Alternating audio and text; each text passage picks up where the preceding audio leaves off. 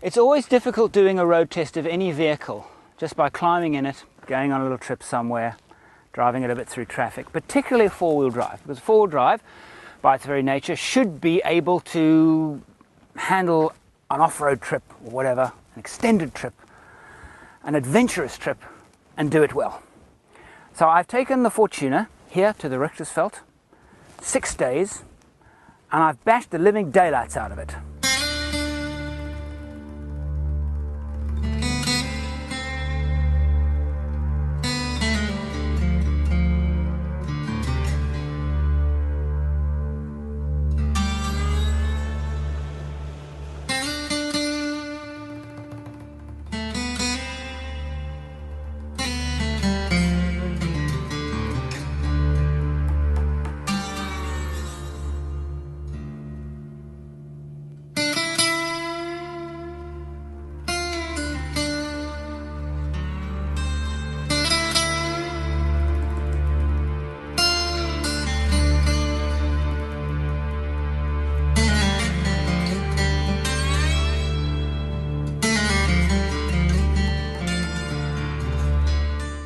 Fortuner was launched in 2007 as part of Toyota's IMV project, International Multi-Purpose Vehicle Project, which encompasses Hilux and all its derivatives, and Fortuner, which is one of those.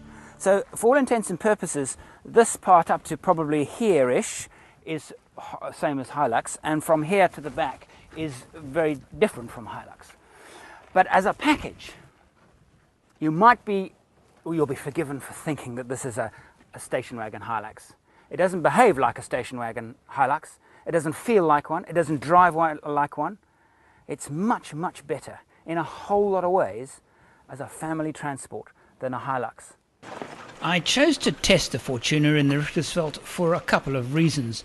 The chief of them being is that we were going there anyway, but also because of our travelling companion. His name is Greg van der Ries. He knows the Richtersveld like few others. And he drives a big burly Land Cruiser, a behemoth of a vehicle perfectly suited to off-road excursions. But the other reason was that Greg is not shy of off-road obstacles, and by his nature would want to push the Fortuner to perform at its very limits. I think what I should do is first start with some of the things I don't like about it. Let's get that out of the way. Because the fact is that there are very few things I don't like. And these things I could have only have discovered if I had taken it on a long extended trip. And one of them is this. I occasionally bump my head on that, not that often, but I prefer as a overlanding vehicle or as a family station wagon, a drop-down tailgate. I much prefer drop-down tailgate.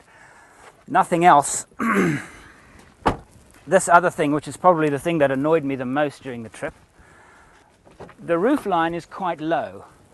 So when you get in, you bump your head first, only about once or twice, and then you get used to it, and then you dip your head down when you get in.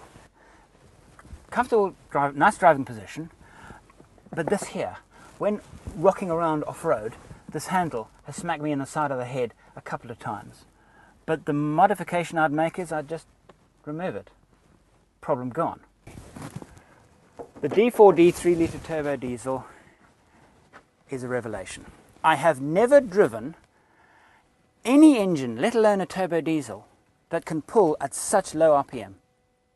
This thing will pull at 1,000 RPM, I think long before the turbo's even working. And you just give it a little bit of gas and it goes. It is remarkable. How's the car going? Fantastic. It's absolutely brilliant. Okay, you want, huh? I didn't see any wheel spin on anything there. Get going again. I'm using left foot braking. It is fantastic. This motor is sitting at 1,100 RPM. I'm in low first. I'm choosing my line very carefully, and it's walking up here. It's just, it's fantastic.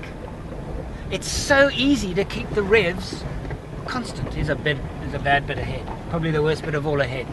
There were times off-road when I thought I had stalled, and I just applied a little bit of power and off she went. Greg just said to me on the radio, he's already at the top, that if the Fortuna can do this, then the Fortuna's got to be good, because it's hectic. I was graded about grade 4. He reckons it's a grade 4 climb. This is what we've come here for, I suppose. It is an unbelievably effective engine for off-road driving. I'm knocked out. I'm absolutely knocked out by this motor.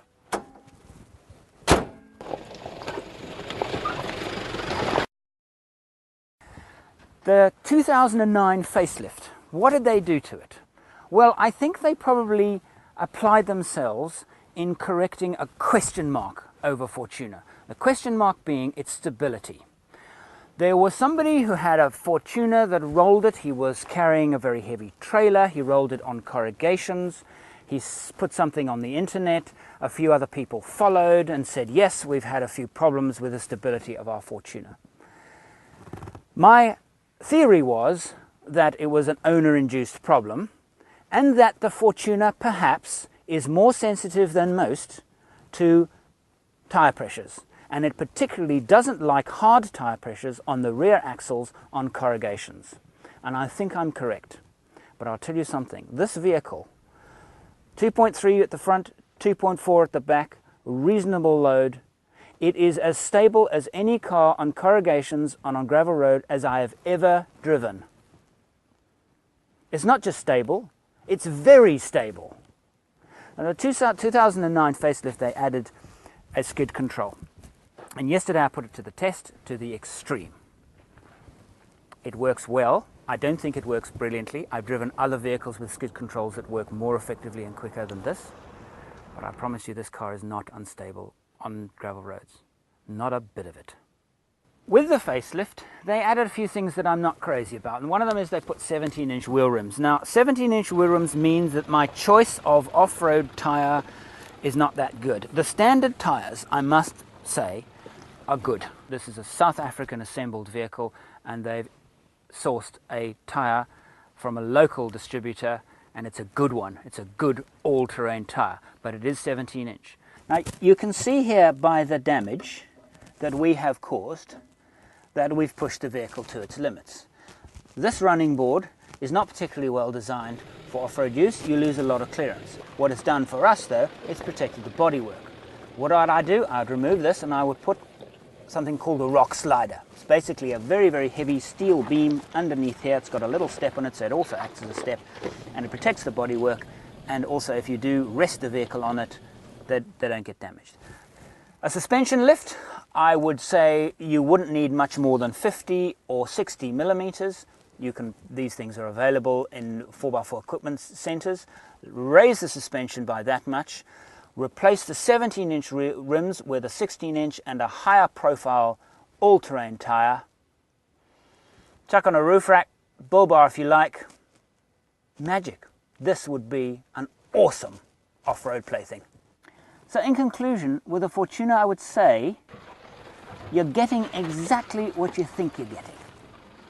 It is a light to medium duty SUV with real off-road ability, actually more than just real, dinkum off-road ability.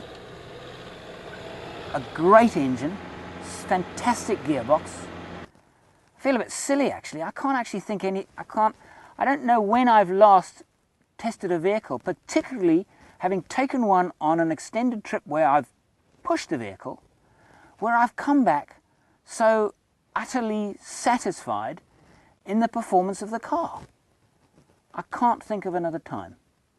And I cannot think why you would buy a Hyundai Terracan or a Jeep Sport, Cherokee Sport. I can't. This is so much more of everything for about the same amount of money.